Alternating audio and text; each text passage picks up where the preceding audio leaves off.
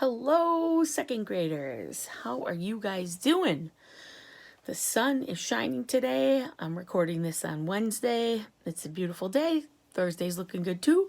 I hope you've been outside enjoying the sunshine. I'm here to read Charlie and the Great Glass Elevator. Remember, they were just docking into the Space Hotel. Okay, Chapter 4, The President. Half a mile back, Shuckworth, Shanks, and Scholler were keeping the television camera aimed all the time at the glass elevator. And across the world, millions and millions of people were clustered around their TV screens, watching tensely the drama being acted out 240 miles above the earth. It sounds like it should be longer than that, right? 240 miles? Shouldn't it be like 200,040? Anyway, sorry. In his study in the White House sat Lancelot R. Gilligrass, President of the United States of America, the most powerful man on earth. In this moment of crisis, all his most important advisors had been summoned urgently to his presence, and there they all were now, following closely on the giant television screen every move made by this dangerous-looking glass capsule and its 8 desperate-looking astronauts. The entire cabinet was present. The chief of the army was there, together with 4 other generals. There was the chief of the Navy and the chief of the Air Force and the sword swallower from Afghanistan, who was the president's best friend. There was the president's chief financial advisor, who was standing in the middle of the room trying to balance the budget on top of his head, but it kept falling off. Standing nearest of all to the president was the vice president, a huge lady of 89 with a whiskery chin. She had been the president's nurse when he was a baby, and her name was Miss Tibbs. Miss Tibbs was the power behind the throne. She stood no nonsense from anyone. Some people said she was so strict with the president now as when he was a little boy. She was the terror of the White House, and even the head of the FBI broke into a sweat when summoned to her presence. Only the president was allowed to call her Nanny. The president's famous cat, Mrs. Tabby's Puss, was also in the room.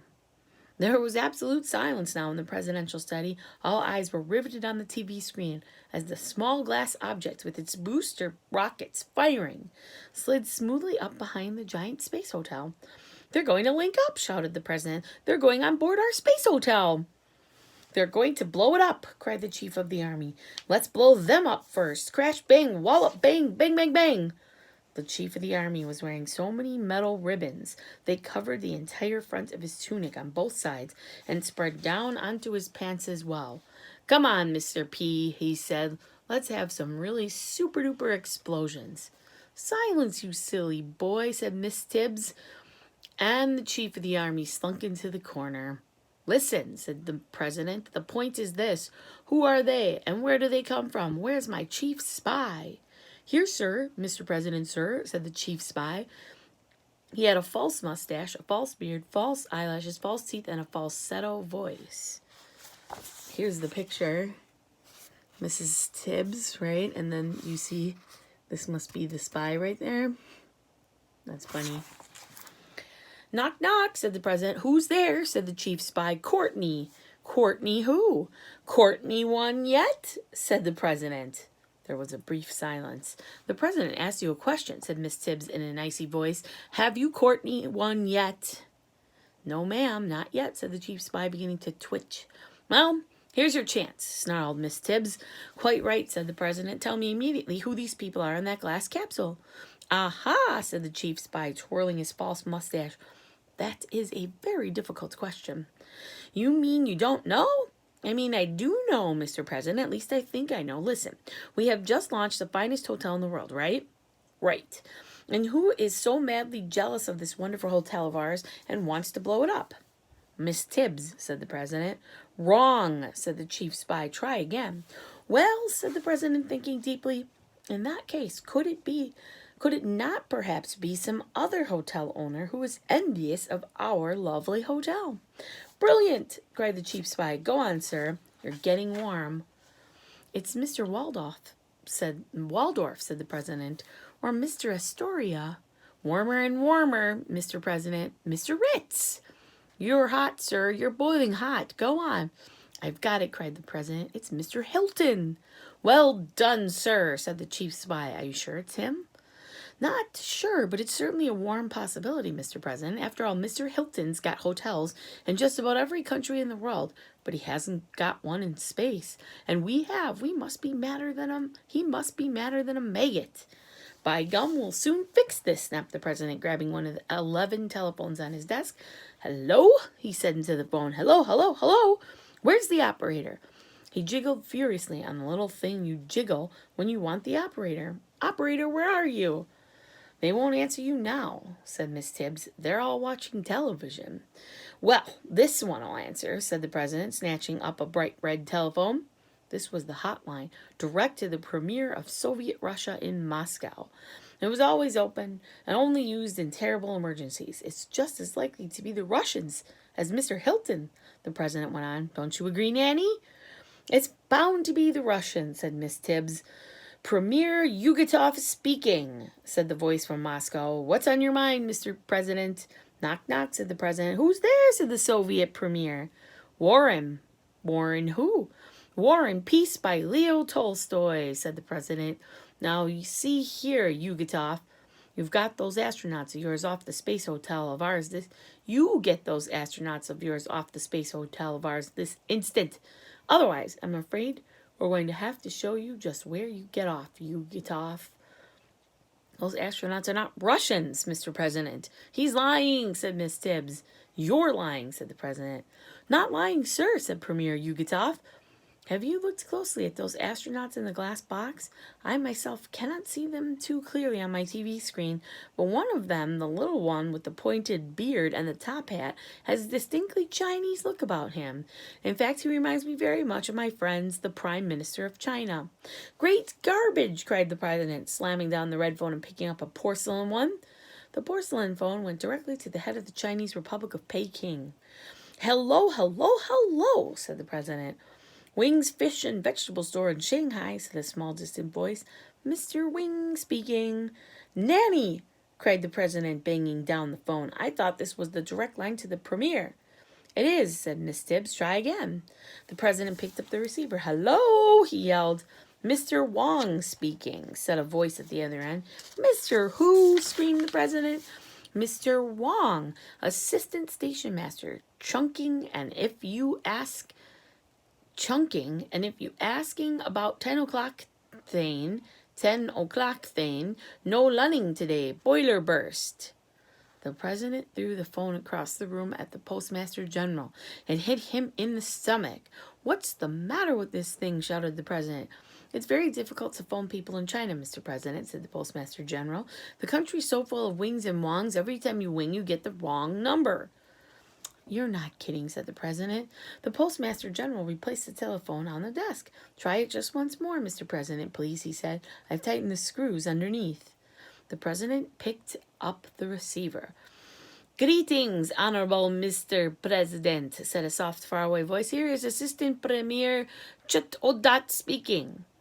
How can I do you for? Knock, knock, said the president. Who dare? Ginger. Ginger who? Ginger yourself much when you fell off the Great Wall of China, said the president. Okay, Chunandat, let me speak to Premier. How you been? Much regret, Premier. How you been? Not here. Just this second, Mr. President. Where is he? He outside meeting a flat tire on his bicycle. Oh, no, he isn't, said the president. You can't fool me, you crafty old mandarin. At this very minute, he's boarding our magnificent space hotel with 7 other rascals to blow it up. Excuse, please, Mr. President. You make big mistake. No mistake, barked the president. And if you don't call them off right away, I'm going to tell my chief of the army to blow them all sky high. So chew on that, Chunadot. Hooray, said the chief of the army. Let's blow everyone up. Bang, bang, bang, bang. Silence, barked Miss Tibbs. I've done it, cried the chief financial advisor. Look at me, everybody. I've balanced the budget. And indeed he had.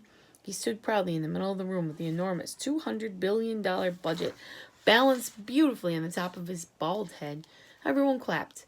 Then suddenly the voice of astronaut Shuckworth came in urgently on the radio loudspeaker in the president's study. They've linked up and gone on board, shouted Shuckworth, and they've taken in the bomb. Here's a picture of the president making the phone calls. See that?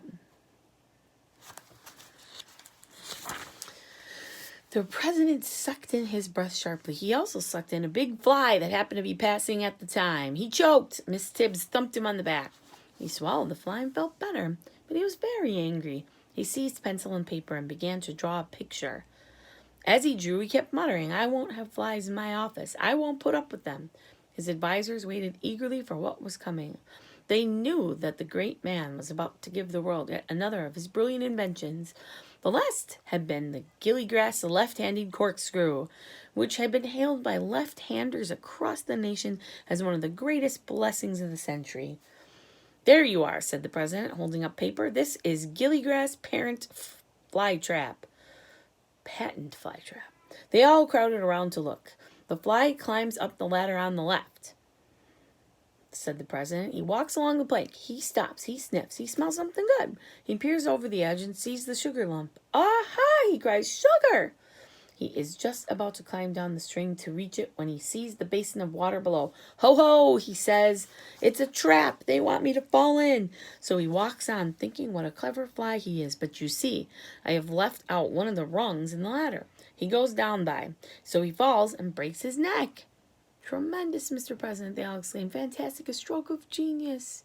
"I wish to order 100,000 for the army immediately," said the chief of the army. "Thank you," said the president, making a careful note on the order. "I repeat," said the frantic voice of Shuckworth over the loudspeaker, "they've gone on board and taken the bomb with them."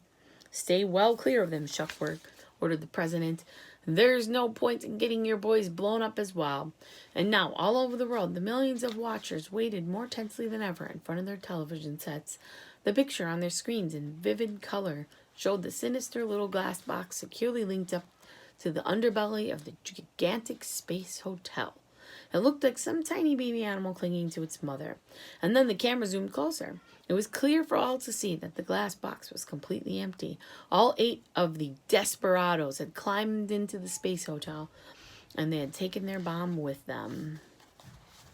Here's a picture of the president and the cat. Look, and they're looking at the fly trap plans. Okay, boys and girls, that was kind of a long chapter. I'll have to see what comes up next week. Hope you're doing well.